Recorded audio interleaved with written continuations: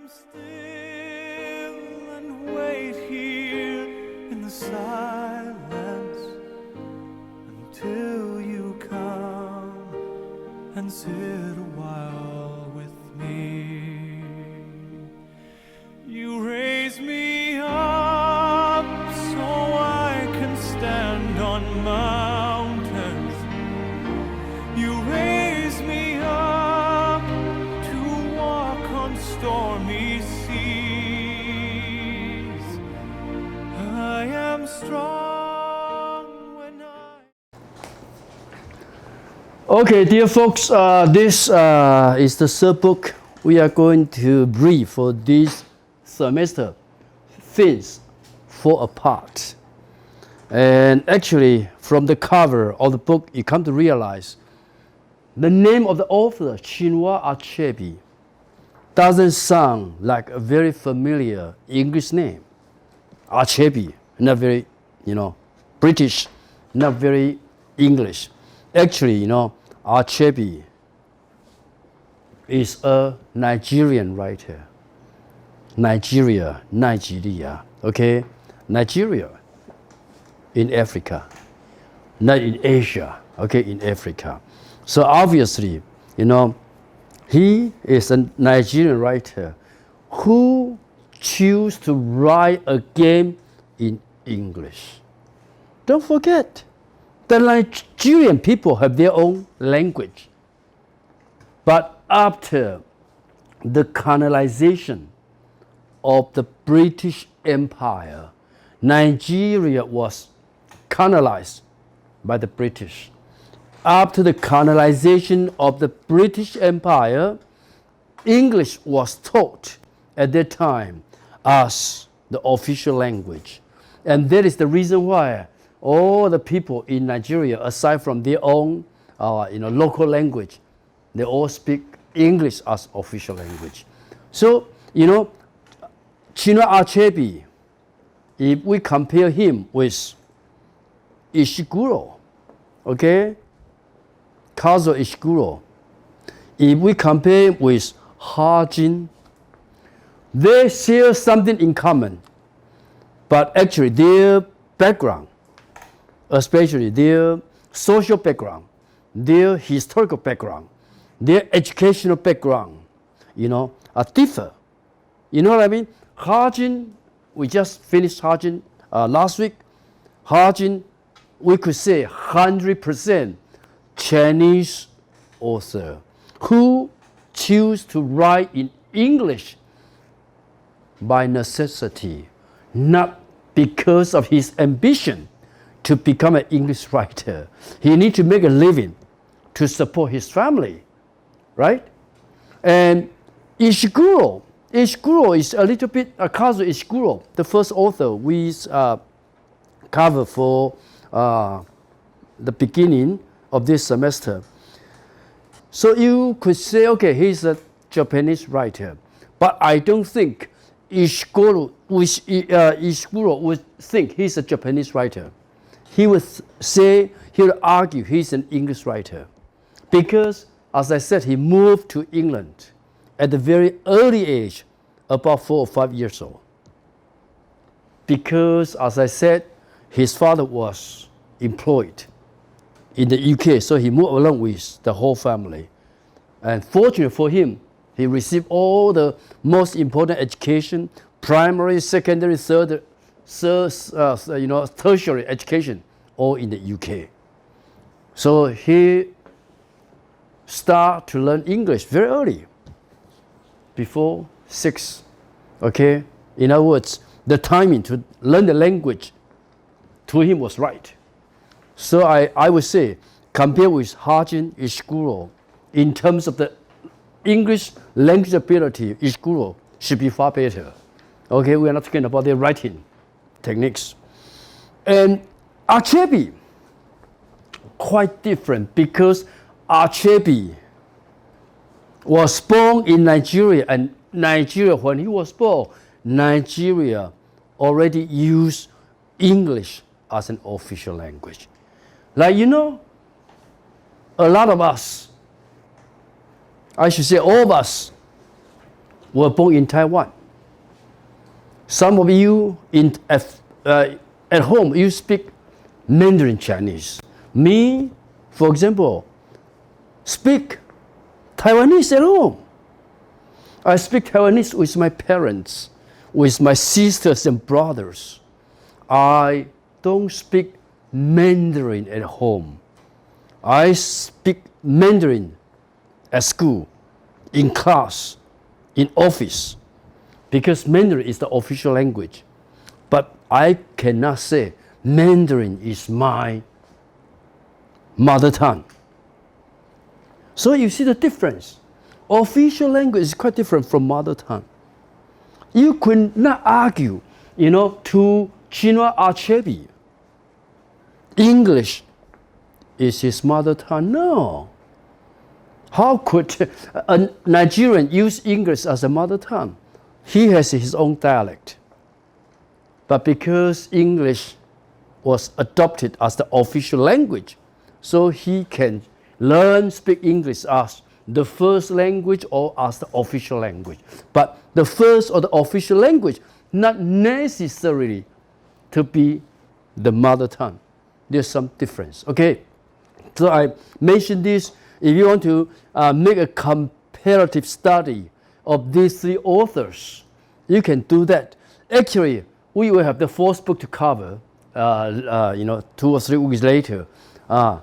Jean Rhys, the author of Why Sake So Sweet, will pose a different challenge to us, okay? In terms of, her historical, social, educational background, also quite different, okay? But they share one thing in common. They all write in English, okay? They all write in English. And you come to realize this is the trend of English literature in the 21st century. Because English is now owned by nobody, okay? Or we could just argue the opposite. When English is owned by nobody, that means everybody owns English. So don't say, English to me is a foreign language. No, you own English. So you should be able to speak and write English, as your first or official language. But for today, I'm not going to focus on Achebe's, language issue. I'm going to talk about one important concept. Actually, there are 2 key words for us to understand literature. If we study literature, 2 key words we should bear in mind. You remember, I asked you many times when I talk about Hardin's Waiting, when I talk about A Pale View of Hills, I asked you many times about the setting. The setting. The setting refers to the time the story happens, the time the story takes place. This is one, the time aspect, right? I also mentioned about where did the story take place, the place, the time, the historical time, okay, the social, milieu, the social environment. This is something for us to understand. This is the so-called the context. For example, if we want to learn a vocabulary, a word, because a word could have several meanings. Book, for example, book. You could say, okay, this is a book. That's a book. But if I ask Ian, okay, Ian, please help me book the ticket. Book the ticket is different, right? So we have to put the word in the context, okay, in the context, 脉络, to understand the real meaning of the word. This is called context, C-O-N-T-E-X-T, context. Context 就是脉络. So for us to better to understand a book, a novel, we need to talk about the contexts when the book was written, the context where the book was written, when the story takes place, where the story takes place. This is called the context. So we have one important keyword about this called contextuality. Contextuality. This is the keyword. Okay, I can show you through the PowerPoint here. This keyword, contextuality. Okay, but we will talk about contextuality later on. So bear in mind, this is contextuality. Comes from context. Okay, we are talking about context. This is one important concept for us to understand. To understand literature. Okay, contextuality. So now you have some understanding, some knowledge about contextuality. The context. In other words, you cannot read the story in isolation. You cannot just read the text by the text itself. Okay, you need to, refer the text to some other contexts. When the text was written, where the text was written, this is called contextuality. But for this afternoon, I'm going to talk about intertextuality, texts, right? The key point is inter. We have international, 国际化，国际的 international. So what is meant by inter? Dina, what is meant by inter? Here, what is meant by inter? Different taxes. Okay. Inter different. Okay. What else? Inter. Correlate each other. Correlate each other. With each other. Okay. What else? The real meaning of inter itself. What's the meaning of inter itself? Between. Inter means between. Yes. Inter means between. Okay. So international means between nations. Okay? Relationship between one nation to another. This is called international. Between, among. Okay? This is called inter. So, intertext means between one text and another. Talking about the relationship of one text to another. We are not talking about the social reality. We are not talking about the historical time. If we talk about the historical time, we talk about the social reality, when and where the story takes place. That is contextuality. Could you follow me? But we are talking about the relationship between one text and another text. Why I mentioned this in the beginning? If you open, your textbook, okay?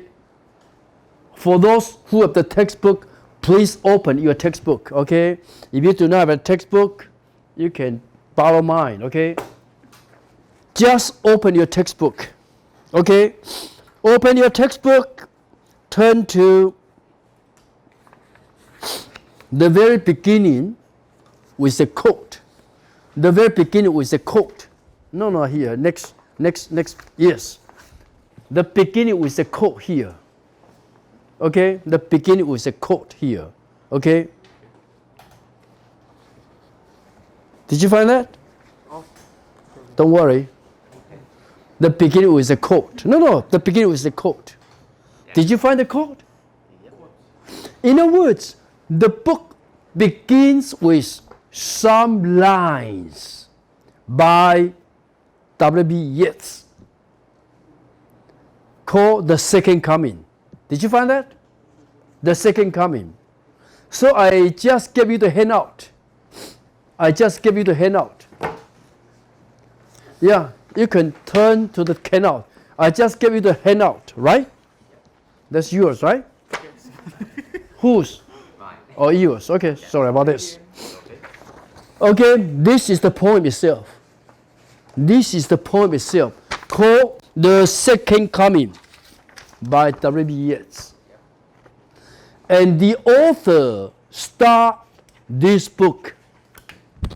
Okay, the author started this book with 4 lines by W.B. Yeats. Think about why. Why does the author begin the book with the quotation? Quotation from a poem by W.B. Yeats. So you get my point, right?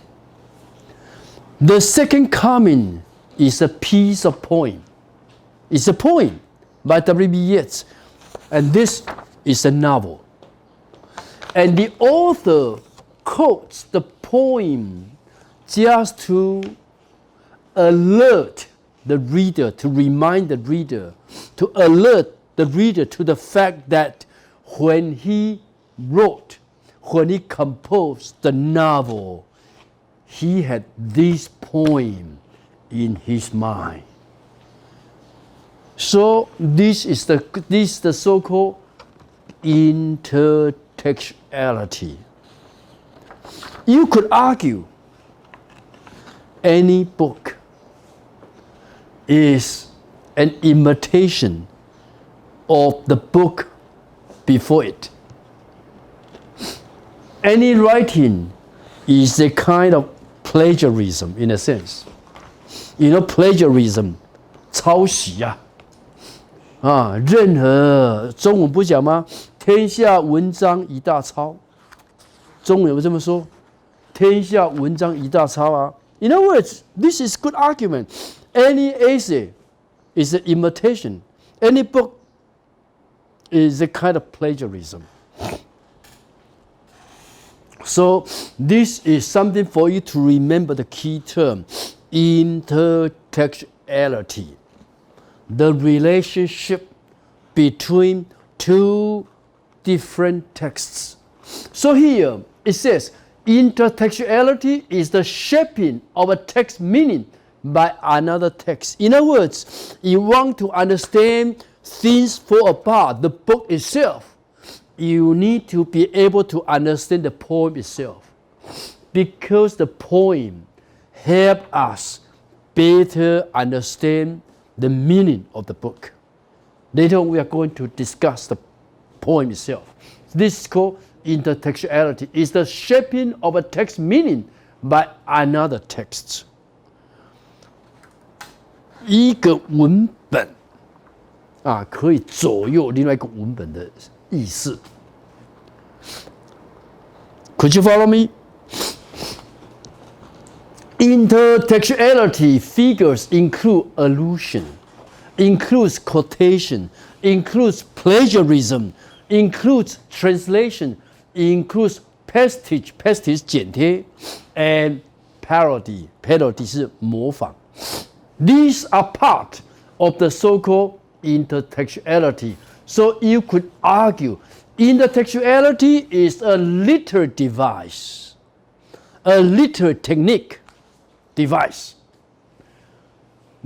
that creates an interrelationship between texts. That's the key word. So what is intertextuality? Intertextuality is the relationship between one text to another. When the 2 texts are related, how could you understand one text without the knowledge of the other texts? That is the reason why, for us To better understand things fall apart, we need to read the poem by W.B. Yeats, because things fall apart, these three key words actually come from the poem by W.B. Yeats, come from the second coming. So let's turn to the first, stanza of the second coming. Okay? Okay, Ian, could you read this for us? Turning, widening trial. Turning and turning in the widening trial. Okay? Go ahead. The falcon cannot hear the falconer. The falcon cannot hear the falconer. Okay? Things fall apart here, right? Yep. Things fall apart. Okay? The central cannot hold. The center cannot hold. Mere anarchy. Is loose upon the world. Okay.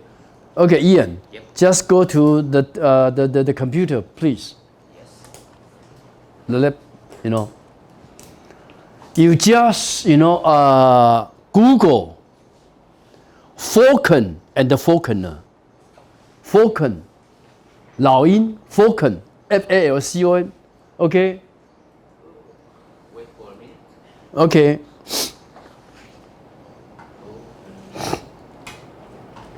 Falcon.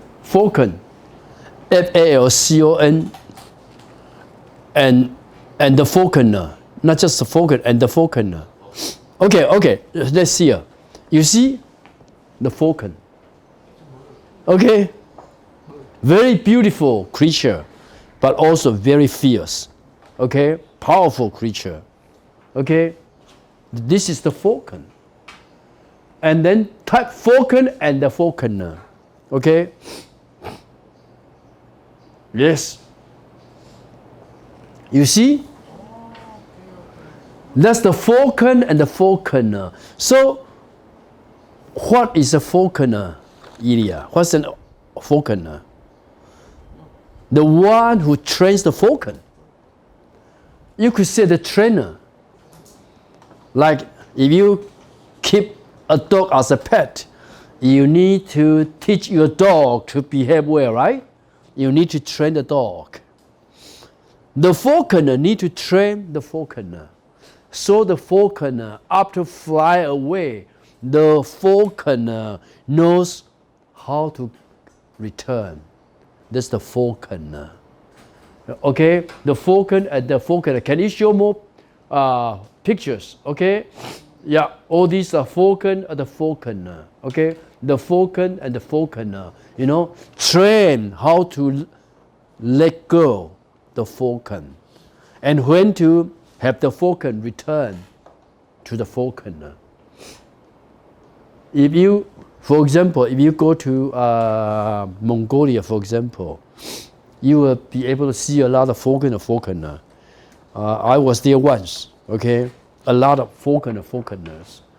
If you visit Tibet, for example, Xizang, okay? I think you can put falcon and falconer in Tibet.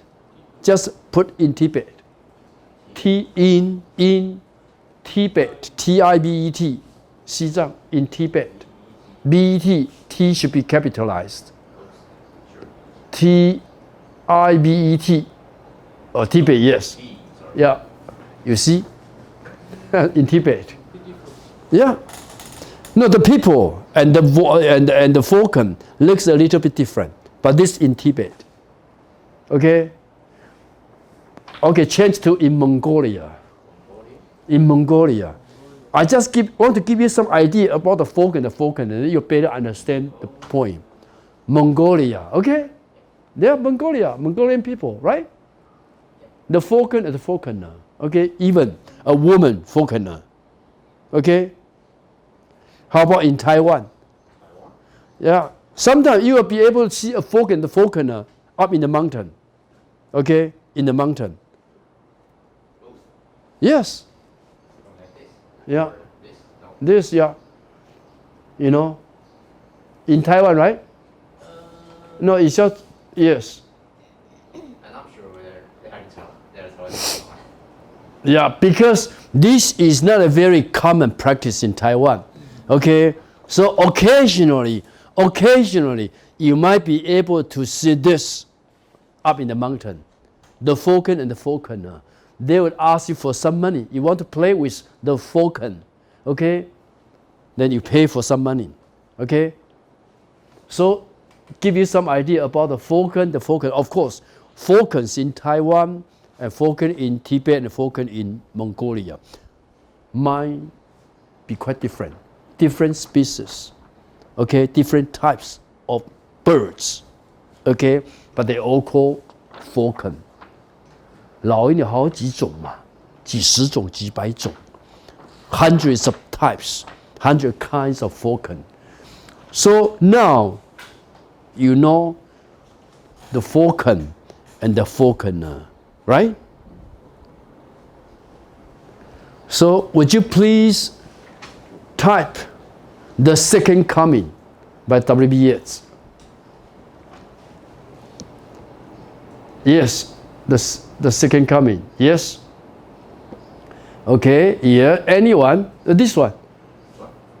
No, I just want to the poem. Oh, yes, that one, okay. Yeah, that one. 把它放大。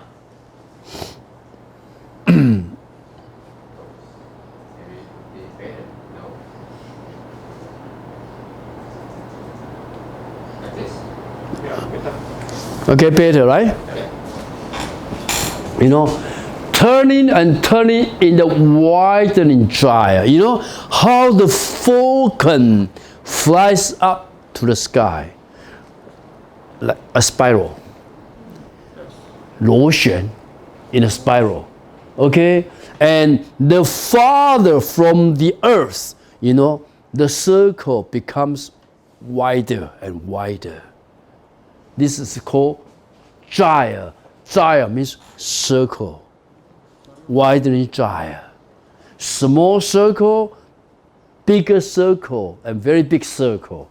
That's how the falcon flies up to the sky. So, turning and turning in the widening gyre. Okay? The falcon cannot hear the falconer. Why? Fly away.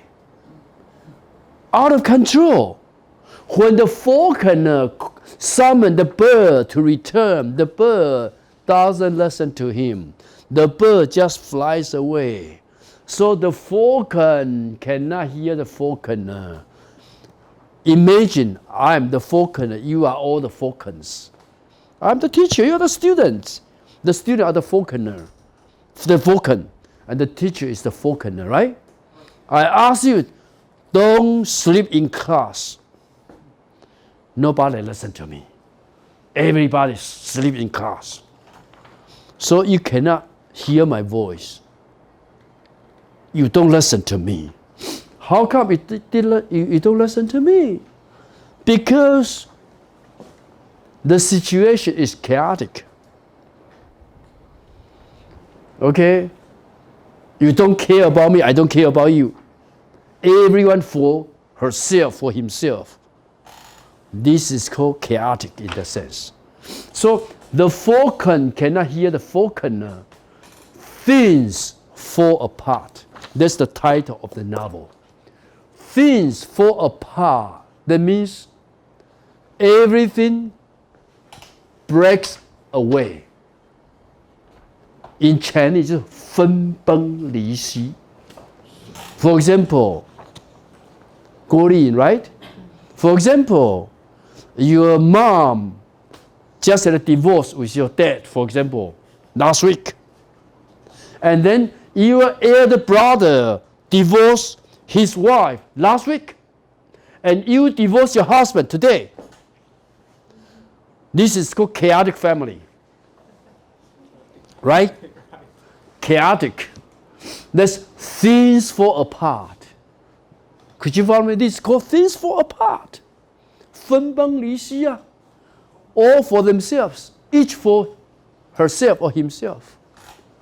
Things fall apart. And then next says, things fall apart. The center cannot hold. Hold means control. The center cannot hold. Now, in the time of crisis, like today, we have coronavirus.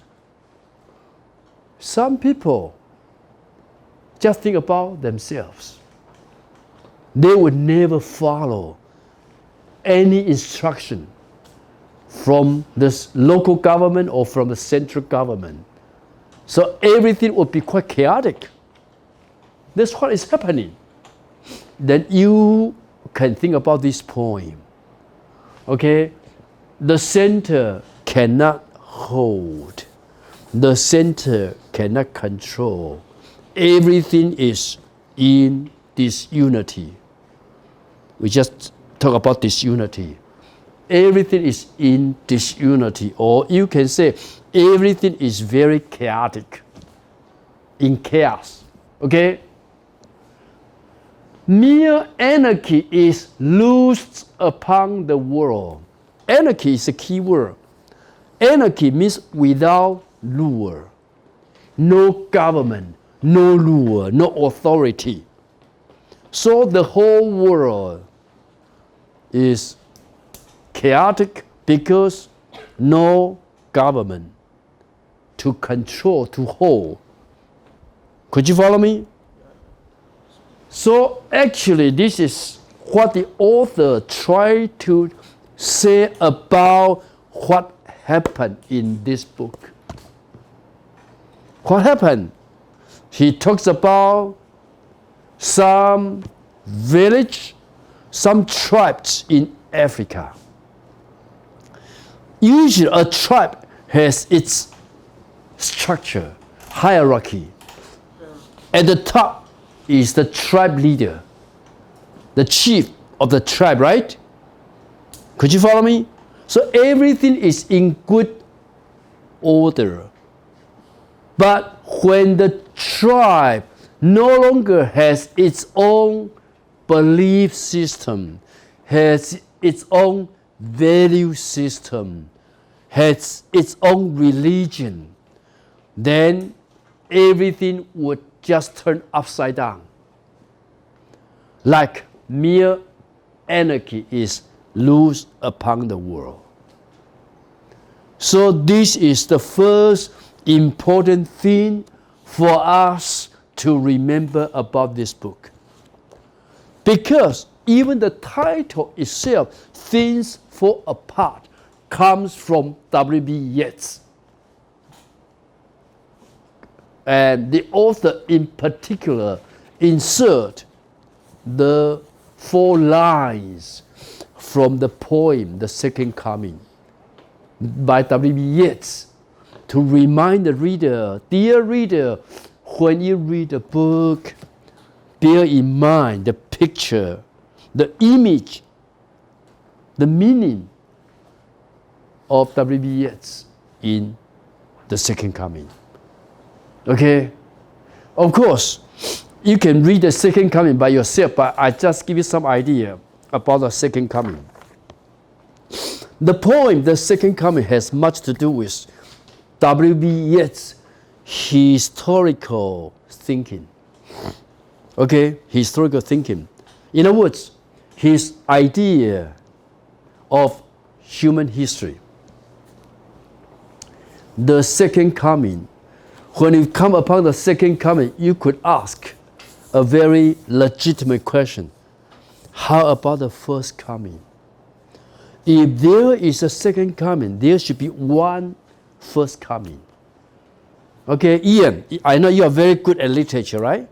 This is the Second Coming. How about the First Coming? Did W.B. Yeats write about the First Coming? Yes or no? Did he write about the First Coming?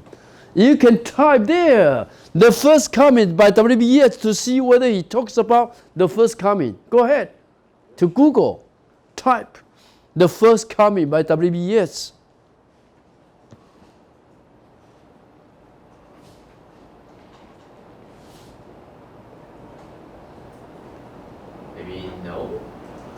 Yes or no? No.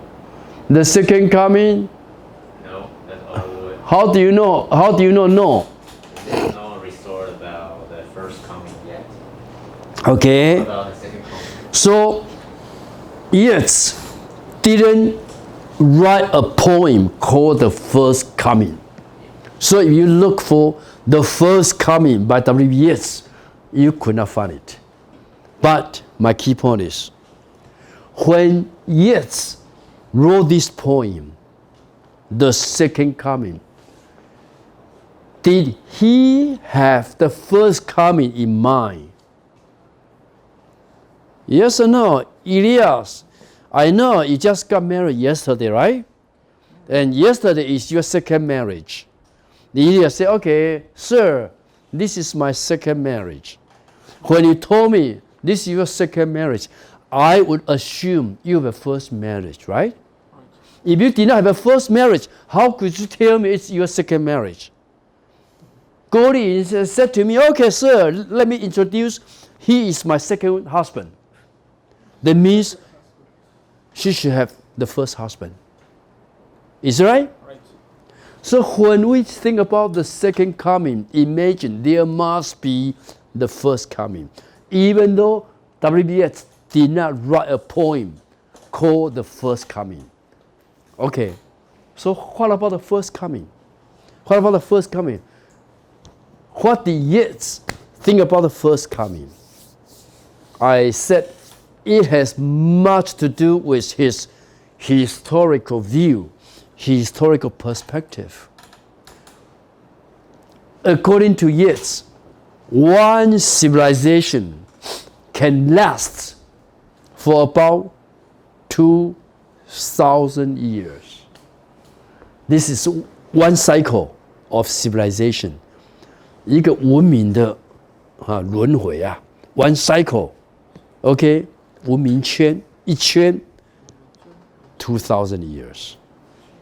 One cycle of civilization to W. Yeats is 2,000 years. Okay, according to W. Yeats, the birth of Jesus Christ mark the first coming. Okay, mark the first coming.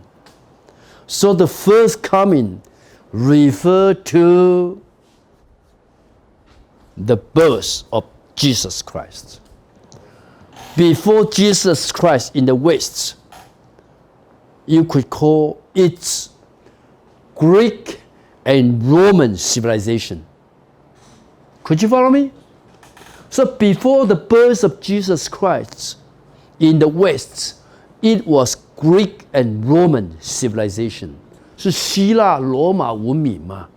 所以外文系的学生要读什么？希腊神话、罗马神话。Is that right?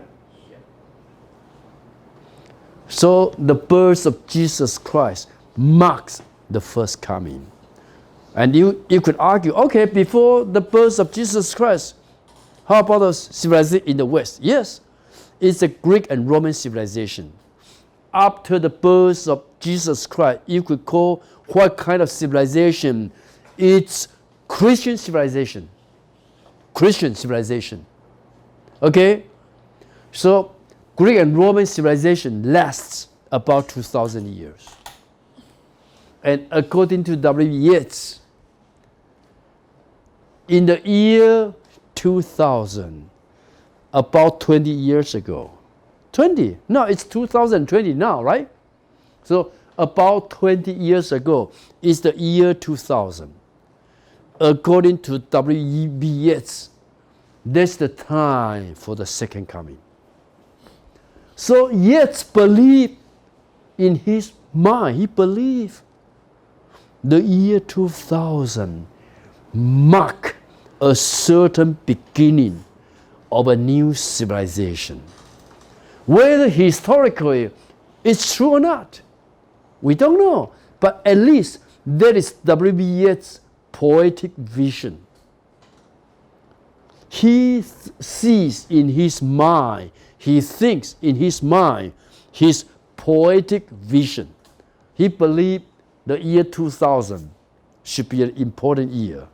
So everybody talk about millennium. You remember that? Millennium. You see the eyes of London. The eyes of London. Okay, Ian, type the eyes of London. 眼睛，伦敦之眼。Type the eyes of London.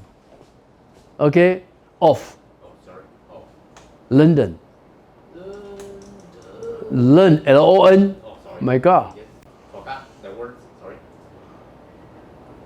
Okay. The photo. Yeah, the photo. You see? It has become a new landmark in London. Yeah. It exists only in the year, it started only in the year 2000. Millennium. In order to commemorate, to celebrate the year 2000. Everybody think the year 2000, to some people, it's the new beginning. To other people, that's the end of the world. So a lot of people at the time, they prepare for the coming death. They believe human beings will perish in the year 2000. Okay? And this Eye of London is a big, fairy wheel. Okay? It's built as a kind of commemoration. Okay? This is the eye. And now, certainly, when you travel to London, you'll be able to see this huge, big. Okay? I was there once. It took, I believe, more than 30 minutes for one circle. Yeah, more than 30. My impression was it took a long time. I don't know for how long, but it took a long time to complete one circle. Then now you type Millennium Bridge. You know how to spell millennium? Millennium what? Bridge. M-I-L-L. Oh, sorry. M-I-double-L. Millennium. Yes, bridge. Not focus, bridge. Bridge. Okay. Oh, sorry. Okay, this one. That one. Okay, yeah. Okay. Yes. Okay. You see, there's the Millennium Bridge in London. Built for the year 2000. You see the dome there, right? The dome. That's the cathedral. St. Paul, 圣保罗大教堂, St. Paul Cathedral in London. The Millennium. I walked through the bridge several times. Okay? Millennium Bridge. Built in the year 2000. So my key point is, the year 2000, actually to many people, especially to the people in the West, they believe the year 2000 was quite significant, was quite important. And W.B. Yeats talked about this year, the second coming. So Yeats believed someone, some savior, some prophet like Jesus Christ was going to get born in the year 2000. But in Yeats' poem, he said that actually the vision, the sight was quite disturbing, because the creature that is going to get born is semi-human, semi-animal, half human, half animal. No longer Jesus Christ. So he was terrified by the vision, by the sight. And that's how he come up with the poem. So you can read the second coming by yourself. He talks about the birth of something new to start a new civilization. You see, back to the poem, okay? I hope you can have a clear, this is not very clear. Can you get a clear picture? Okay, clear, okay.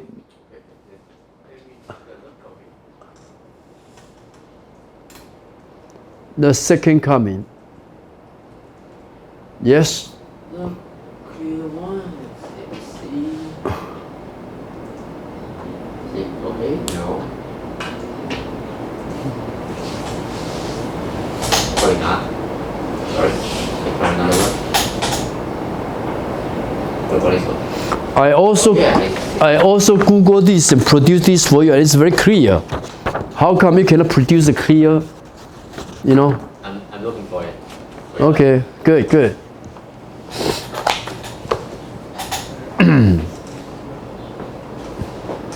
Okay, oh, okay, no, this is better.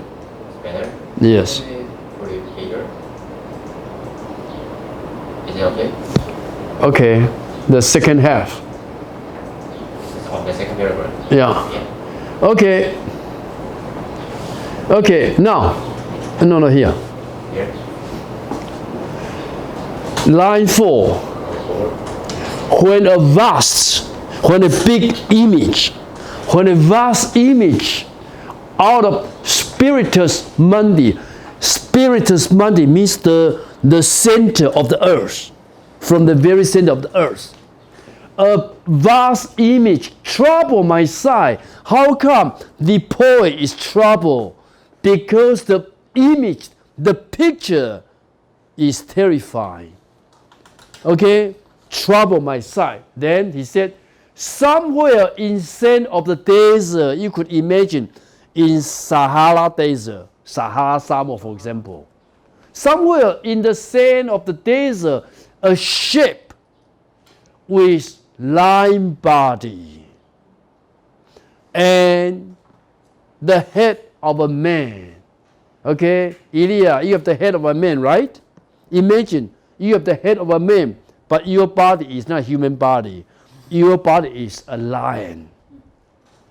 Okay? So, Ian, emphasize a ship with lion body and the head of a man and Google it. You'll see the creature.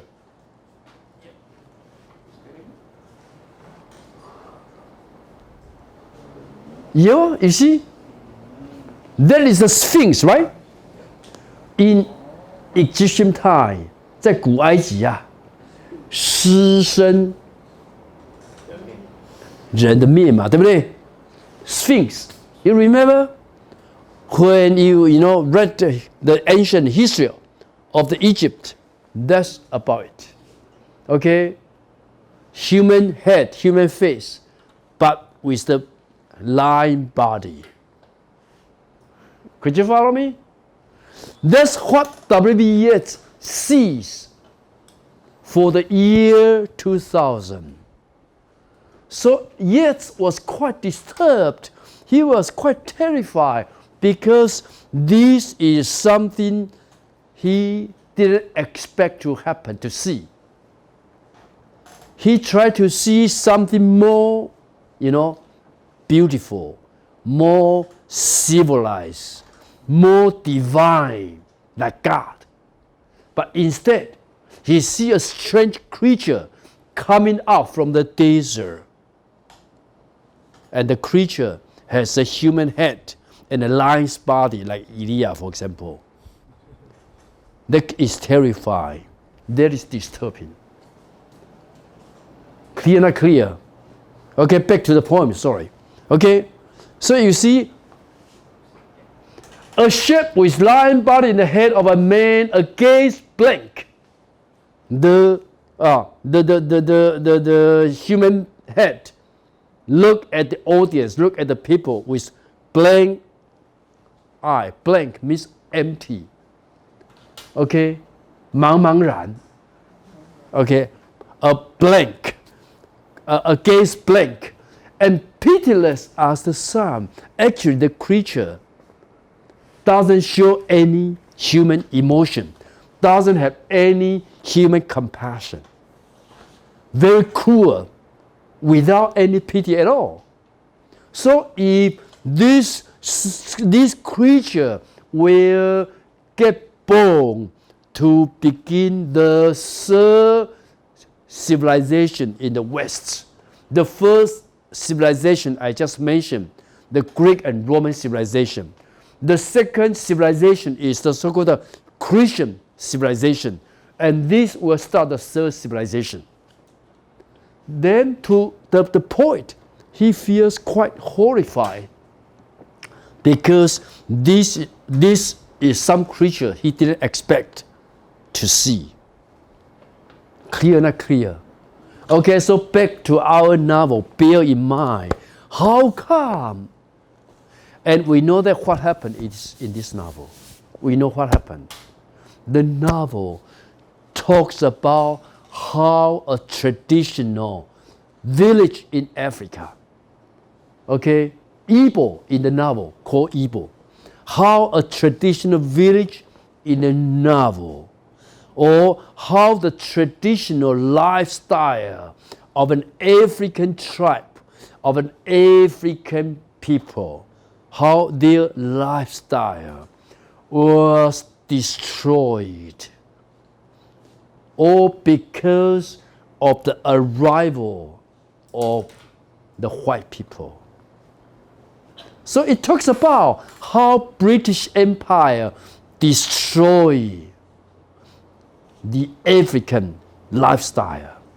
So you could say it's a post-colonial novel, attacking the center from the perspective of the marginal. The local,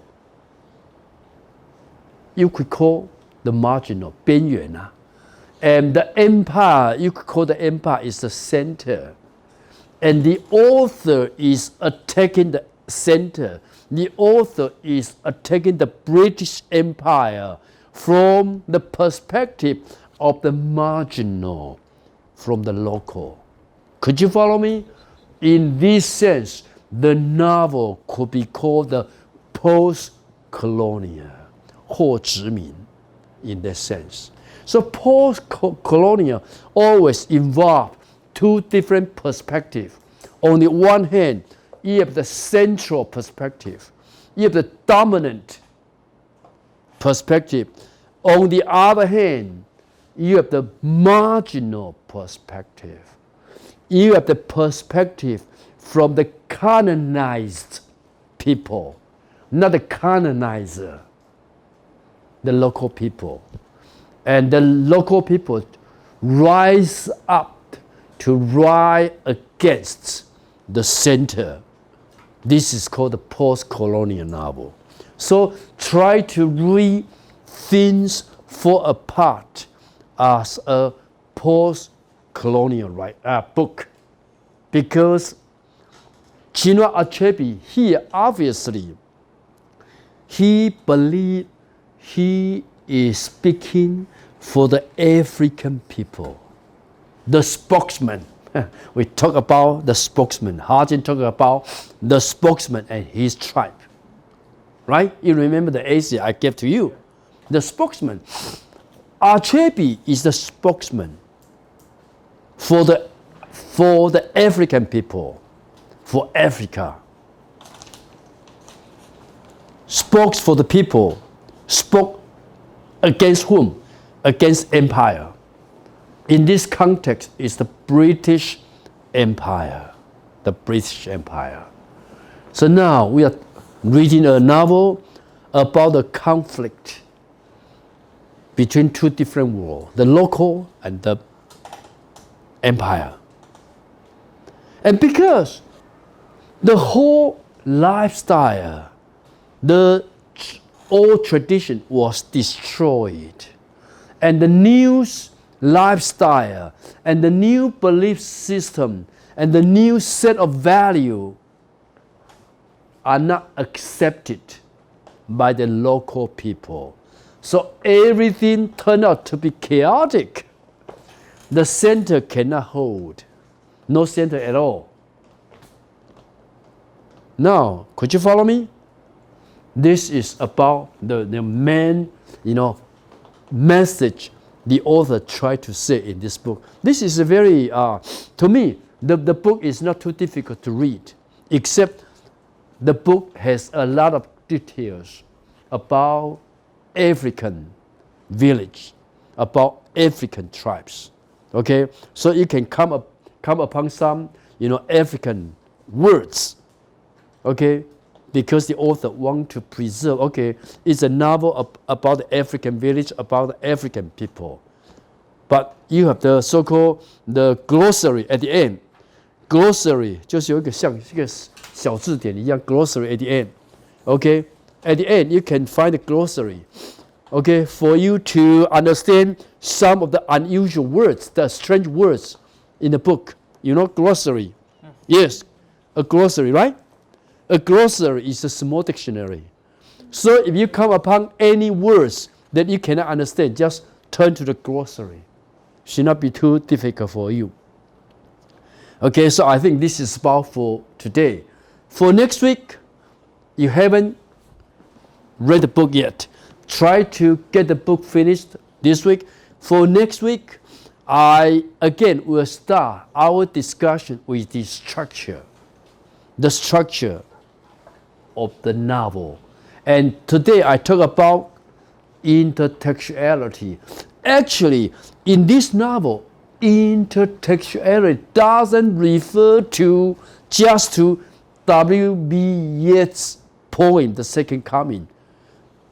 Eventually, you could argue the author, Chinua Achebe, wrote the whole novel based upon Greek tragedy.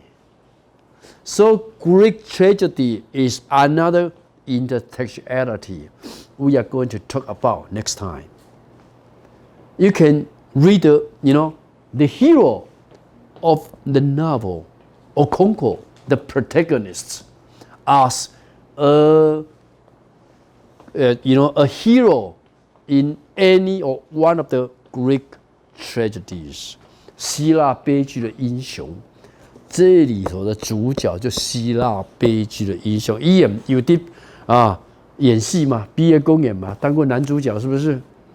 Yeah, so you should know, the hero in the play. Okay, a tragic hero, 悲剧英雄。当然，演的不是悲剧英雄了，是闹剧的英雄。Okay, a hero in the farce, right? 是不是闹剧？ I think that's not 闹剧了，是歌舞剧了。more than like a comedy. Comedy, yeah, more like a comedy. To me, it's more like a farce. Okay, yeah, not a tragedy. Okay, so a tragic hero. How come we can describe the protagonist in this novel as a tragic hero? Again, intersectionality. Again, point to the relationship between this novel and any Greek tragedy. And this is something I'm going to address. Okay, any other question about this? Do you have any other questions? Okay, if you have no other question, okay, I'll see you next week. Okay, because I did not give you a short break. Okay, so I dismiss you a little bit earlier. Okay, see you next week. Bye-bye. I am strong when I am on your shoulders. You raise me up tomorrow.